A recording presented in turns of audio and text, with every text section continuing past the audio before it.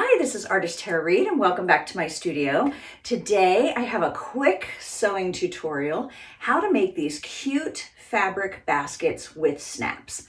I just love them. They come together really quickly and they're great for parties, for every day, for gifts, for hostess gifts, all kinds of things. And one of my favorite things about it is when you use the snaps, you just unsnap them for storage. So they just store completely flat. So you could make them for every season, every occasion, and barely take up any room to store these little things. So are you ready to learn how quick and easy they are to do? Let's go. So first let's look at the materials you need, and it's pretty simple. You need 2 pieces of fabric. I'm doing a 12 by 12 option, but if you go to my website, go to tarareed.com/fabric-basket, you can see a chart of other sizes that you can use and some of the directions for the next steps. But anyway, I'm doing the 12 by 12, so I have 2 pieces of cotton and then a 12 by 12 of a lightweight fusible fleece. Then I'm going to be showing you how to use these Kam Snaps. They seem to be pretty popular for sewers and crafters because they come, you can get all different colors. They're little plastic snaps and you can get lots of different colors to coordinate with your project. So I do like those. Now, the first thing we're going to do is we're going to fuse the fleece to the wrong side of one of the fabrics. All right, now I'm going to fuse the fleece onto the wrong side of one of the squares of fabric. And I'm doing it on this wool mat. It makes it really easy to just do it on a tabletop instead of having to drag you to my ironing board. You want to make sure you have the fusible part of the fleece against your fabric, and I can kind of feel each side, and it's a little scratchy, I guess. Sometimes you can see it more. This one's pretty lightweight. So then I'm going to line that up. Then I'm going to put a pressing cloth over it. That basically makes sure if any of the fleece comes out from under the fabric, I don't end up with fusing stuff on my iron. And the directions for this, I use a Pellon lightweight, say to just press with no seam for a few seconds across the entire fabric.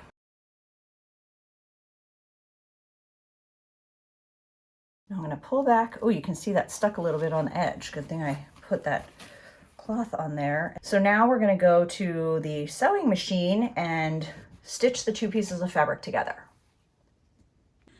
So now we're just going to stitch around the outside with a 1/4 inch seam with the right sides of the fabric together.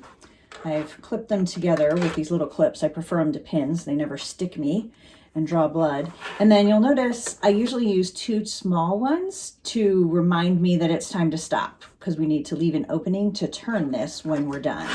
So I'm just going to put it on here and do 1/4 inch all the way around.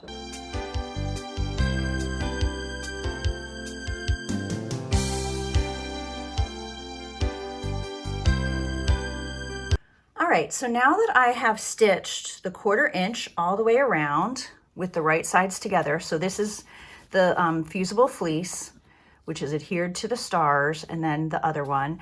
I clipped the corners so that it won't be as bulky, and I left this opening here. I'm going to turn it right side out so that both of the fabrics are showing. Okay, so once I get it turned, and I just use my fingers to get those corners as best I can, then I use a turning tool, and I just got this really cute new tool from Riley Blake. I designed fabric for Riley Blake, and they sent us a little care package at Christmas, and this is the new corner turning tool from Flamingo Toes, another one of their designers, Beverly McCullough, very talented. So I'm just going to gently use that tool to get that corner out a lot better than I was able to do just using my finger. And you want to do it gently. You don't want to push through your stitching and have to start over. So you can do each of the 4 corners. And just to plug it again, it's just cute. Like if you're going to have a turning tool, it might as well be cute, right?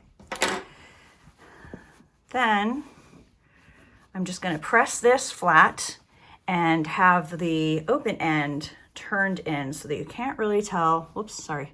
So you can't really tell where it is. So we're gonna press that flat. So now it's nice and flat and evenly, so you're not seeing the other side on each side. So now what we're gonna do is we're gonna go back to the sewing machine and we're gonna top stitch around the edge. Our square that is top stitched all the way around the edge. And the next thing we need to do is we're going to sew 4 lines, the complete length of each side. And the distance from the edge depends on how big your fabric basket is. So again, you're going to want to refer to the directions that I have on my website. This is a 12-inch basket, so when I snap it up, the sides are going to be 2 inches. And you'll see, just folding it up like that, it kind of buckles. So we're going to do a stitch line that's going to hold all the fabric in place. And we're going to do it 2 inches. So while my sewing machine does have a 2-inch guide mark, it's kind of behind the foot. So what I like to do is take this really cute washi tape. I don't know if I'm saying that right. It's basically a craft tape that doesn't have a ton of adhesive on it, and I put a line on my sewing machine. I don't really recommend, you could use masking tape or even painter's tape, but you want to use something that doesn't have a lot of adhesive because you don't want any of that goo left on your sewing machine when you're done. But this way, I just have to run the edge of my fabric right along that tape line. So it's going to make it nice and easy. And I like anything that makes my sewing easy. Just going to start at the end. We're going to go all the way to the other end. We're going to do it on all 4 sides.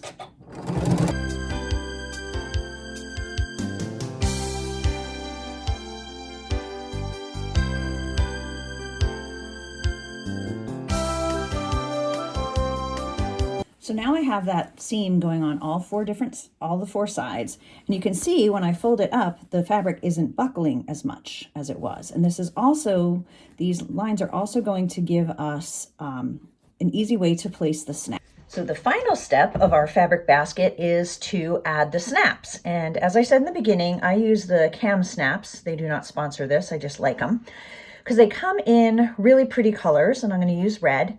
So this shows you the pieces to the snaps. So this makes one set for each corner, basically. There's the round part that is going to be on the outside, and then these are the 2 pieces that snap together. And this, I'm just trying to show you, has a big point on it. I don't know, can you see that? And that is going to go through the fabric, and then when we press it with this press, it's going to bend that plastic so that it attaches to either of these sides. Now you're also going to need the awl, which comes with the snap set, a fabric pen or pencil to make a mark for where we're going to punch the hole. And then I also like to use a sewing gauge. And if you notice, whoops, they're hard to hold. The snap is basically just about as wide as the black part. So I'm going to measure, I put the guide at a 1/2 inch, and then I measure that from the edge, and then I poke the hole kind of right in the middle where the slot is. So I'll show you how that works for one of them. Now you're going to want your snaps, this is going to be the outside of my fabric. So this part is going to be on the outside. It's just easier to see the stitching lines than on the blue side. Now you're going to put your snaps on the inside of these stitch lines, so inside that square. So I'm going to take my gauge, I'm going to line the outer edge up with the stitching line and the edge of the fabric with the purple part, and then I'm just going to place a dot right in the center. So that's where the snap is going to go, and we're going to make the hole. And then I'm going to do the same thing, line the edge up with the stitching, this with the outside of the fabric, make mark. Now be really careful with this, it's very sharp. Do not poke it into your finger. So you're just going to push that through the fabric to make the hole for the snap to go through. Then you're just going to gently push that through and do it kind of slowly, because if you do it too fast, it might like pull on your fabric and put a little run where you're going to be able to see it. So I have the the pokey part of the snap through there, and then I'm just going to place the other half on top. And it jiggles around because we haven't crushed that plastic there to make it a fully functional snap yet. Now, the rounded part goes in the black part of this, and the other side goes in the white. So you want to just make sure the round is sitting nicely in the black, and then you're going to gently squeeze. And I usually just gently squeeze a few times. Don't do it too hard. I had my husband help me one time, and he went a little hardcore with the squeezing and broke the snap. And then I had to start over because I couldn't get it out of my fabric, which was a big bummer. So then I'm just going to do the other one. And you want to make sure on each corner you do both sides of the snaps. Don't do two of those, or it's not going to snap. Whoop, it's not going to snap together. Get back on there.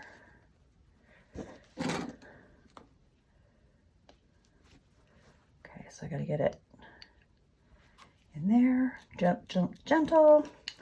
And now I have my snaps, and that's one corner. And then you're just going to do the same thing all the way around for all four. So now I have all four sides snapped, and I have a cute little basket. Wouldn't that be perfect to take to a 4th of July party, put some cookies in there, and then it's a hostess gift at the end. Could do multiple ones, could put napkins in them, rolls in them, whatever. So if you go to my website, tarareed.com/fabric-basket, you can get the written instructions, which also gives you other sizes to do. You can do these bigger, you can do these smaller, but I hope you enjoy them. And if you make them and put them on social media, be sure to tag me. I am at Artist Tara Reed on Instagram, and on Facebook, you can find me at Tara Reed Designs. Happy sewing!